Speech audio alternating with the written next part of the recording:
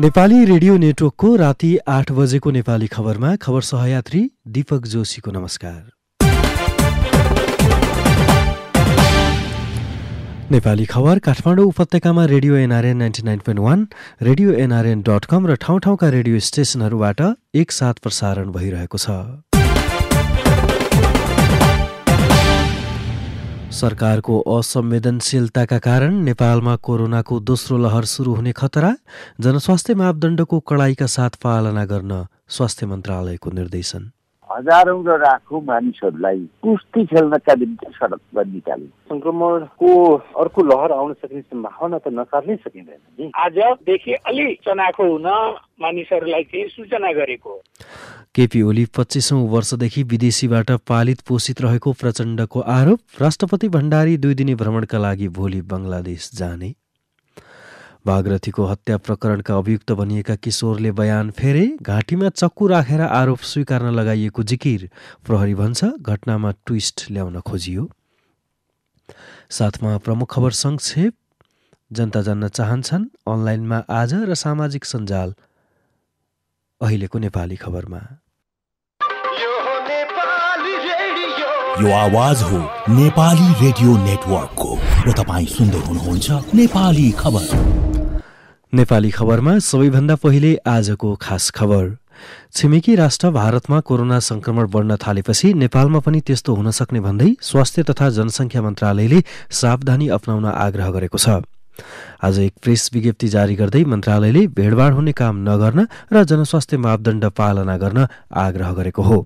देशभर सभा, जुलुस, र्याली, भेला, जमघट, गोष्ठी, सेमिनार, बैठक, भिडभाड हुने व्यवसाय र काम नगर्न, मास्कको प्रयोग गर्न, भौतिक दूरी कायम गर्न तथा साबुन पानीले हात धुन विज्ञप्ति मार्फत अनुरोध गरिएको छ।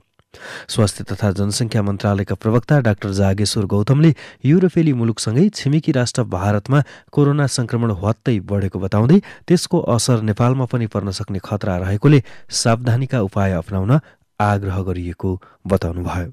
अहिले युरोपमा चाहिँ कोभिड-19 को इन्फेक्सन बढिरहेको छ। युरोपसँग पनि हाम्रो चाहिँ हवाई कनेक्सन छ, नम्बर 1। नम्बर 2, अहिले इन्डियामा पनि गुजरातमा, महाराष्ट्रमा कोभिड-19 को संक्रमण धेरै बढेको छ। इन्डियामा हाम्रो नेपालीहरू जाने आउने भइरहन्छ, ओपन बोर्डर छ। त्यसो भएको भएर त्यहाँबाट संक्रमितहरू नेपाल पस्न सक्ने, आउन सक्ने र फेरि यहाँ अरूलाई सार्न सक्ने सम्भावना भएको हुनाले स्वास्थ्य तथा जनसङ्ख्या मन्त्रालयले यो कुरा दृष्टिगत गरी आजदेखि अलि चनाखो हुन मानिसहरूलाई चाहिँ सूचना गरेको। नेपालमा पछिल्लो समय कोरोनाको संक्रमण घटेको भए पनि जोखिमको अन्त्य भइ नसकेकोले उच्च सावधानी आवश्यक रहेको जनस्वास्थ्यविदहरूले बताएका छन्। नेपालमै पनि संक्रमणको स्रोत अन्त्य नभएको र छिमेकी मुलुक भारतमा दोस्रो लहर सुरु भएपछि जनस्वास्थ्य मापदण्डको पालना अति अनिवार्य रहेको जनस्वास्थ्यविद डाक्टर शरद वन्तले बताउनुभयो। उहाँले सीमामा सुरक्षात्मक कडाई गर्न र विदेशबाट आउनेहरूलाई क्वारेन्टिनमा राख्ने वैज्ञानिक व्यवस्थापन गर्न आवश्यक रहेको बताउनुभयो। जबसम्म संक्रमणको स्रोत विद्यमान हुन्छ तबसम्म त संक्रमणको अर्को लहर आउन सक्ने सम्भावना त नकार्नै सकिँदैन नि। भारतमा त्यो आएको कुराहरू चाहिँ हाम्रो लागि अर्को एउटा महत्त्वपूर्ण पाटो मात्रै हो। मेरो भनाइ के छ भने भारतमा त्यो लहरै नआउँदाखेरि पनि हामी जोखिमबाट मुक्त भइसकेका थिएनौँ। त्यसैले हामीले सुरक्षाको प्रावधानहरू अपनाउनु पर्ने त आफ्नो ठाउँमा छँदै थियो। जाने आउने बन्द गरेर चाहिँ नाका नै बन्द गर्ने भन्ने होइन। तर त्यहाँ जुन उताबाट आउने र भारतको पनि विशेष ठाउँहरू छन् बढी जोखिममा भएकाहरू होइन, तिनीहरूको लागि चाहिँ परीक्षणको चाहिँ व्यवस्था गर्नु असाध्यै महत्त्वपूर्ण पाटो हो। उनीहरूलाई चाहिँ क्वारेन्टाइनमा राख्नु चाहिँ ज्यादै नै जरुरी हुन्छ। युरोपमा कोरोना संक्रमण बढेपछि कतिपय देशका विभिन्न शहरहरूमा लकडाउन घोषणा गरिएको छ। छिमेकी राष्ट्र भारतका केही शहरमा पनि कोरोना नियन्त्रणमा लिन लकडाउन गरिएको छ। तर नेपालमा तत्काल लकडाउन गरिने बारे भने आफूहरूले केही नसोचेको स्वास्थ्य मन्त्रालयका प्रवक्ता डाक्टर गौतमले बताउनुभयो। कोरोना संक्रमणको स्थिति हेरेर नियन्त्रणका रणनीति अपनाइने उहाँले बताउनुभयो। लकडाउनकै बारेमा चाहिँ हामीले अहिले सोचेका छैनौँ। केस कसरी बढ्छ, बोर्डरमा अलिकति हामी टाइट गर्ने, बोर्डरमा एन्टिजेन टेस्ट पनि गर्ने, मिलेसम्म क्वारेन्टिनको व्यवस्थापन गर्ने, गर्दै जाने हो। अब केसको संख्याको आधारमा अरू स्टेप लिने कुरा चाहिँ केसको संख्याको आधारमा गर्ने हो। नेपालमा कोरोना संक्रमणको जोखिम अन्त्य नहुँदै सरकार नै विरोध सभा गर्न सडकमा निस्केको थियो। कोरोना संक्रमणकै बीच हजारौं जनताहरूलाई सडकमा उतारेर प्रधानमन्त्री केपी शर्मा ओलीले नै भाषण ठोक्नु भएको थियो। सरकार र प्रधानमन्त्री नै स्वयं भिडभाडमा उत्रेपछि त्यसको सिको गर्दै नागरिकहरू कोरोना पूर्वको अवस्थामा फर्कन थालेका थिए। तर फेरि आज स्वास्थ्य मन्त्रालयले कोरोना संक्रमण बढ्न सक्ने भन्दै विज्ञप्ति जारी गरेपछि नागरिकहरू अन्योलमा परेका छन्। नेपाली कांग्रेसका नेता डाक्टर चन्द्र भण्डारीले अब स्वास्थ्य मन्त्रालयको निर्देशन जनताबाट पालना हुने कुरामा विश्वस्त हुन सकिने अवस्था नरहेको बताउनुभयो। लाखौं जनतालाई कुस्ती खेल्न सडकमा उतार्ने कम्युनिस्ट सरकारले नियन्त्रणमा आइसकेको कोरोना संक्रमणलाई फेरि भयावह बनाउने खतरा पैदा गरेको उहाँले बताउनुभयो। वर्तमान सरकारले कोरोनाको बारेमा गम्भीर नबनी त्यसभित्रको पार्टीको द्वन्द्वमा हजारौं र लाखौं मानिसहरूलाई कुस्ती खेल्नका निम्ति सडकमा निकाले। कोरोनाले भविष्यमा के प्रभाव पार्छ भन्ने कुरामा गैर जिम्मेवार नेताहरूले ख्यालै गरेनन्। अहिले विश्वभरि कोरोना फेरि वृद्धि हुँदैछ। यो अवस्थामा एकैचोटि फेरि रोक लगाउँदा जनताहरू कसरी सचेत, सजग र नियन्त्रण हुन सक्छन्, यो गम्भीर प्रश्न हो। कम्युनिस्ट पार्टीका नेताहरू जहाँ हात हाल्छन् उही बिहार्छन्। न आफ्नो सरकार चल्न दिए, न चलाउन सके, न भर्खर नियन्त्रण हुँदै थालेको कोरोनालाई फेरि निर्मूल गर्न सके। अराज सोच र विचारमा नेपाल फस्यो। भारतमा हिजो पछिल्लो 4 महिनामा सबैभन्दा धेरै दैनिक संक्रमण पुष्टि भएको थियो। कोरोना खोप अभियान समेत चलिरहेका बेला हिजो एकै दिन झण्डै 41,000 भारतीयमा संक्रमण पुष्टि भएपछि नेपालमा पनि दोस्रो लहर सुरु हुन सक्ने खतरा पैदा भएको छ। नेपालमा कोरोनाको दोस्रो लहर सुरु भए अवस्था पहिलेको भन्दा भयावह हुन सक्ने भएकोले जनस्वास्थ्य मापदण्डको पालनामा लापरवाही नगर्न विज्ञहरूले सुझाव दिएका छन्। नेपाली खबरमा अब आज दिनभरका प्रमुख खबर संक्षेप, साथमा खबर सहयात्री डाकमान राई। नेपालमा पछिल्लो 24 घण्टामा थप 77 जनामा कोरोना भाइरस संक्रमण देखिएको छ। यो सहित कोरोना संक्रमितको संख्या 2,75,906 पुगेको स्वास्थ्य तथा जनसंख्या मन्त्रालयले जनाएको छ। यस्तै पछिल्लो 24 घण्टामा थप 106 जनाले स्वास्थ्य लाभ गरेका छन्। यो सहित कोरोना संक्रमणबाट मुक्त हुनेको संख्या 2,71,921 पुगेको छ। मन्त्रालयका अनुसार हाल 48 जना क्वारेन्टाइनमा र 969 जना आइसोलेसनमा रहेका छन्। आज कोरोनाबाट कसैको पनि मृत्यु नभएको मन्त्रालयले जनाएको छ।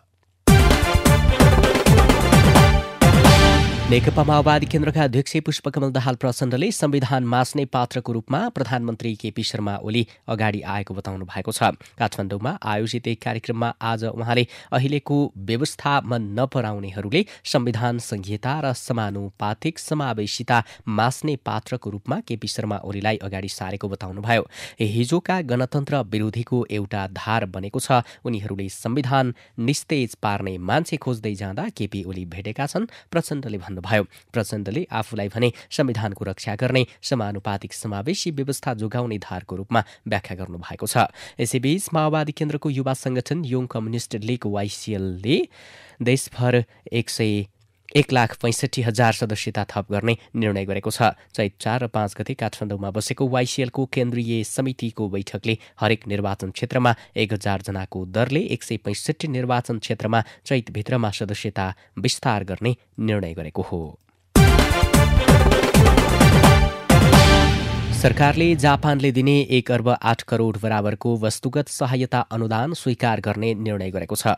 हालै बसेको मन्त्री परिषद बैठकले जापान सरकारले उपलब्ध गराउने करिब 1 अर्ब 8 करोड रुपियाँ बराबरको नसर्ने रोगको निदान र उपचारमा प्रयोग हुने स्वास्थ्य उपकरण वस्तुगत सहायता अनुदान स्वीकार गर्ने निर्णय गरेको सञ्चार तथा सूचना प्रविधि मन्त्री पार्वत गुरुङले आज पत्रकार सम्मेलन मार्फत जानकारी दिनुभएको छ। त्यस्तै बैठकले उद्योग वाणिज्य तथा आपूर्ति मन्त्रालय, नेपाल पारवहन तथा गोदाम व्यवस्थापन कम्पनी लिमिटेडको अध्यक्ष पदमा डडेलधुराका विनोद कुमार जोशी र नेपाल टेलिभिजनको महाप्रबन्धकमा फुलमान वल तामाङलाई नियुक्त गर्ने निर्णय गरेको उहाँले जानकारी दिनुभयो।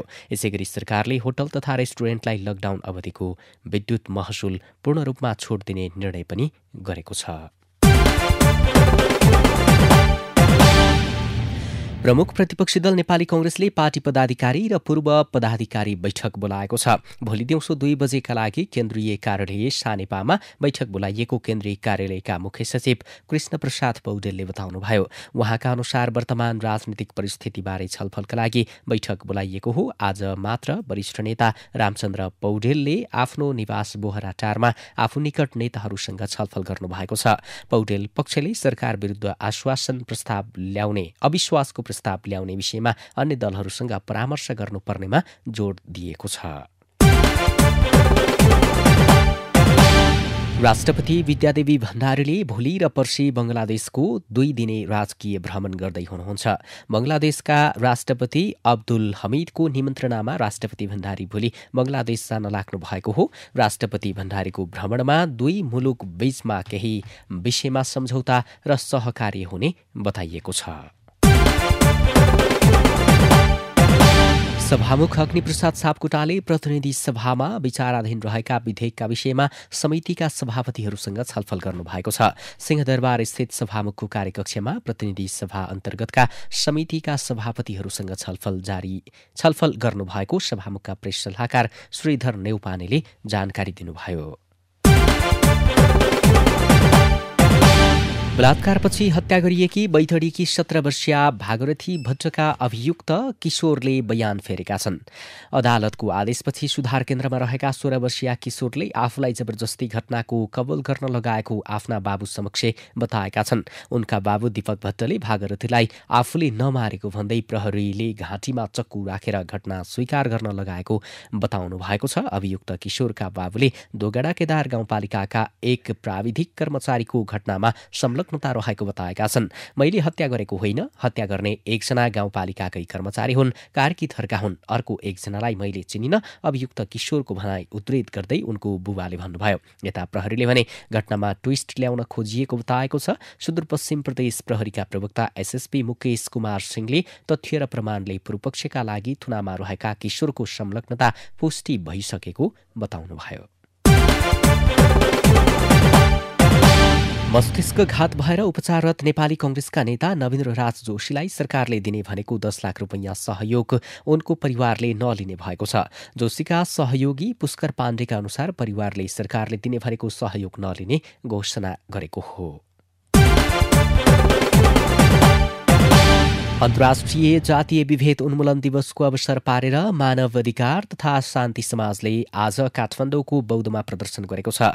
जातीय विभेदको जड दण्डहीनता भएकाले दण्डहीनताको अन्त्य र सामाजिक न्यायको प्रत्याभूतिका लागि दबाव स्वरूप प्रदर्शन गरेको शान्ति समाज काठमाडौँले जनाएको छ। यसैबीच टिकापुर घटनाको दोषी रेशम चौधरी लगायतको रिहाई माग गर्दै काठमाडौँमा प्रदर्शन गरिएको छ। थारू कल्याणकारी सभा थरूहट र थारूआन संयुक्त सङ्घर्ष समितिको केन्द्रीय आन्दोलन परिचालन समितिले आज काठमाडौँको माइतीघर मण्डलामा प्रदर्शन गरेको हो।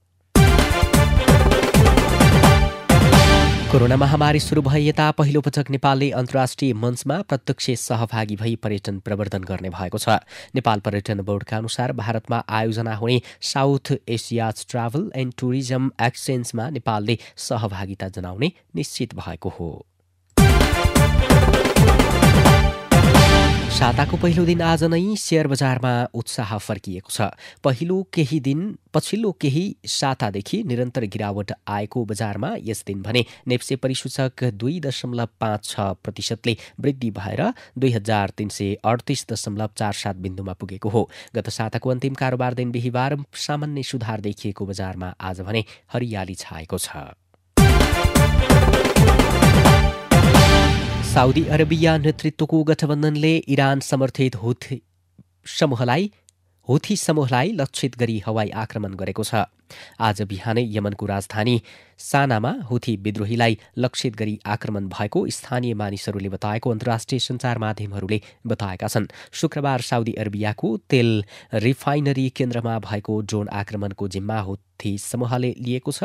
उक्त आक्रमणपछि लागेको आगो अहिले नियन्त्रणमा आएको छ। यसैबीच निर्वाचन नजिकिँदै गर्दा इजरायलका प्रधानमन्त्री बेन्जामिन नेतान्याहुको विरुद्धमा प्रदर्शन चर्किएको छ। निर्वाचनको 3 दिन अघि नेतान्याहु विरुद्ध त्यहाँका नागरिकले प्रदर्शन गरेका हुन्।